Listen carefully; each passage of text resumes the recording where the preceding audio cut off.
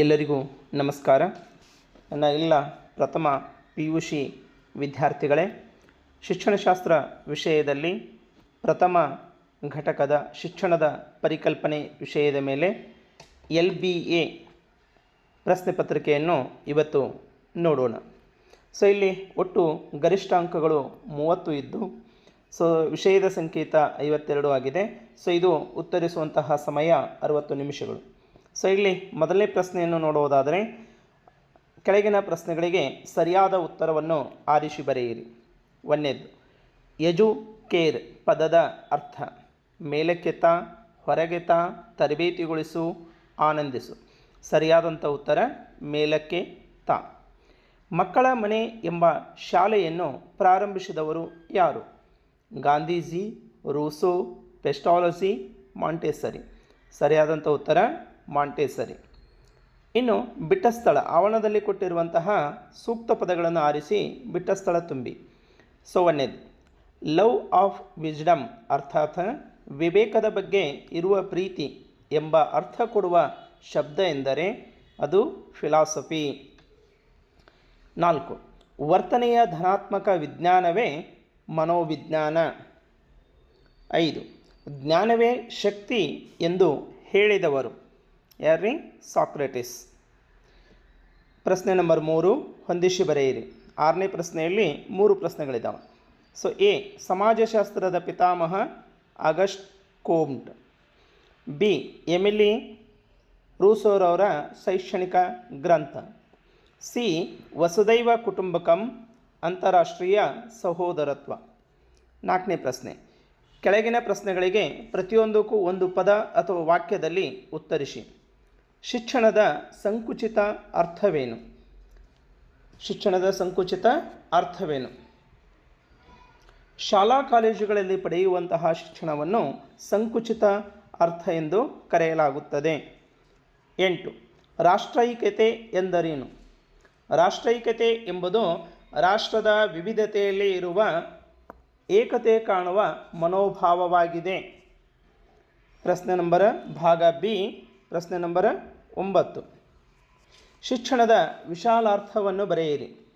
ಶಿಕ್ಷಣ ವ್ಯಕ್ತಿಯ ಜೀವನ ಪರ್ಯಂತ ಸಾಗುವ ನಿರಂತರ ಕಾರ್ಯವಿಧಾನವಾಗಿದೆ.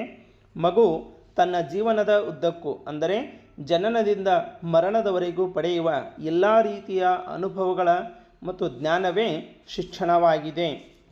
10, ಶಿಕ್ಷಣದ ತ್ರಿಮುಖ ಪ್ರಕ್ರಿಯೆಯ ಅಂಶಗಳು ಯಾವುವು? ಉತ್ತರ, ಕಲಿಸುವ ಶಿಕ್ಷಕ, ಕಲಿಯುವ ವಿದ್ಯಾರ್ಥಿ ಮತ್ತು ಬೋಧನೆಗೋಸ್ಕರ ವ್ಯವಸ್ಥಿತವಾಗಿ ಜೋಡಿಸಿರುವ ಪಠ್ಯಕ್ರಮ. ಈ 3 ಶಿಕ್ಷಣವೆಂಬ ತ್ರಿಮುಖ ಪ್ರಕ್ರಿಯೆಯ 3 ಅಂಶಗಳಾಗಿವೆ. 11, ಭಾರತೀಯ ಶಿಕ್ಷಣ ಚಿಂತಕರಲ್ಲಿ ಇಬ್ಬರ ಹೆಸರನ್ನು ಹೆಸರಿಸಿ. ಭಾರತೀಯ ಶಿಕ್ಷಣ ಚಿಂತಕರೆಂದರೆ ರವೀಂದ್ರನಾಥ್ ಟ್ಯಾಗೋರ್, ಗಾಂಧೀಜಿ, ವಿವೇಕಾನಂದ, ಜಿಡ್ಡು ಕೃಷ್ಣಮೂರ್ತಿ. ನೆಕ್ಸ್ಟ್ 12, ಶಿಕ್ಷಣದ ಅರ್ಥ ಕುರಿತು ಯಾರಾದರೂ ಒಬ್ಬ ಭಾರತೀಯ ಚಿಂತಕ ನೀಡಿದ ವ್ಯಾಖ್ಯಾನವನ್ನು ಬರೆಯಿರಿ. ಯಾರ್ದ್ರಿ? ಶಿಕ್ಷಣದ ಅರ್ಥ ಕುರಿತು ಸ್ವಾಮಿ ವಿವೇಕಾನಂದರ ದೃಷ್ಟಿಯಲ್ಲಿ ಶಿಕ್ಷಣ ಎಂದರೆ ಮಾನವನಲ್ಲಿ ಈ ಮೊದಲೇ ಅಂತರ್ಗತವಾಗಿರುವ ದೈವಿಕ ಪರಿಪೂರ್ಣತೆಯನ್ನು ಪ್ರಕಟಿಸುವುದೇ ಶಿಕ್ಷಣವಾಗಿದೆ. 13ನೇ ಪ್ರಶ್ನೆ, ಶಿಕ್ಷಣದ ಯಾವುದೇ 2 ಆಧಾರಗಳನ್ನು ತಿಳಿಸಿ. ಶಿಕ್ಷಣದ ಆಧಾರಗಳು 3 ಇದ್ದಾವೆ. 1 ತತ್ವಶಾಸ್ತ್ರ, 2 ಮನಃಶಾಸ್ತ್ರ, 3 ಸಮಾಜಶಾಸ್ತ್ರ. 14ನೇ ಪ್ರಶ್ನೆ, ಪ್ರಜಾಸತ್ತಾತ್ಮಕ ಪೌರನ 2 ಗುಣಲಕ್ಷಣಗಳನ್ನು ತಿಳಿಸಿ. 2 ಗುಣಲಕ್ಷಣಗಳು. ಉತ್ತರ, ಪ್ರಜಾಸತ್ತಾತ್ಮಕ ಪೌರನ 2 ಗುಣಲಕ್ಷಣಗಳೆಂದರೆ ಪೌರನು ತನ್ನ ದೇಶ, ಸಂಸ್ಕೃತಿ ಮತ್ತು ಸಮಸ್ಯೆಯ ಕುರಿತು ಸ್ವಯಂ ಸಾಮರ್ಥ್ಯವನ್ನು ಹೊಂದಿರುತ್ತಾನೆ. 2, ಹೊಸ ಹೊಸ ವಿಚಾರಗಳನ್ನು ಸ್ವೀಕರಿಸುವ ಮನೋಭಾವ ಹೊಂದಿರುತ್ತಾನೆ. 3, ನಿಜವಾದ ದೇಶಪ್ರೇಮಿಯಾಗಿರುತ್ತಾನೆ. 15, ಸುಸಂಸ್ಕೃತ ವ್ಯಕ್ತಿಯ 2 ಗುಣ ಸ್ವಭಾವಗಳನ್ನು ಬರೆಯಿರಿ. ಸುಸಂಸ್ಕೃತ ವ್ಯಕ್ತಿಯ 2 ಗುಣ ಸ್ವಭಾವಗಳೆಂದರೆ 1, ಸಾಮಾಜಿಕವಾಗಿ ಒಪ್ಪಿಗೆಯಾದ ವರ್ತನೆಯಾಗಿರುತ್ತದೆ. 2, ಕಲಾ ಅಭಿನಂದನಾ ಗುಣ ಹೊಂದಿರುತ್ತಾನೆ. 3 ಕಲೆ, ಸಾಹಿತ್ಯ ಮತ್ತು ಸಂಗೀತದಲ್ಲಿ ಅಭಿರುಚಿಯನ್ನು ಹೊಂದಿದವನಾಗಿರುತ್ತಾನೆ. ಸೊ ಇವು 2 ಮತ್ತು 3 ವಾಕ್ಯದಲ್ಲಿರುವಂತಹ ಉತ್ತರಗಳಾಗಿವೆ. ಇನ್ನು 3ನೇ ಭಾಗದಲ್ಲಿ 5 ಅಂಕದ ಪ್ರಶ್ನೆಗಳಿದ್ದಾವೆ. 16ನೇದು ಶಿಕ್ಷಣದ ವೈಯಕ್ತಿಕ ಗುರಿಗಳು ಯಾವುವು? ಯಾವುದಾದರೂ ಎರಡನ್ನೂ ಕುರಿತು ಬರೆಯಿರಿ ಅಂತೇಳಿ. ಶಿಕ್ಷಣದ ವೈಯಕ್ತಿಕ ಗುರಿಗಳಲ್ಲಿ ಏನಿದೆ ರೀ? ಚಾರಿತ್ರ್ಯ ಆಗಿರ್ಬೋದು, ಜ್ಞಾನ ಆಗಿರ್ಬೋದು, ಆರೋಗ್ಯ ಆಗಿರ್ಬೋದು, ಇವುಗಳ ಕುರಿತು ಏನಾಗಬೇಕು? ವಿವರಿಸಬೇಕು ಅಂತೇಳಿ. ಇನ್ನು ಶಿಕ್ಷಣದ ಸಾಮಾಜಿಕ ಗುರಿಗಳು ಯಾವುದಾದರೂ ಎರಡನ್ನೂ ಕುರಿತು ಬರೆಯಿರಿ ಅಂತೇಳಿ.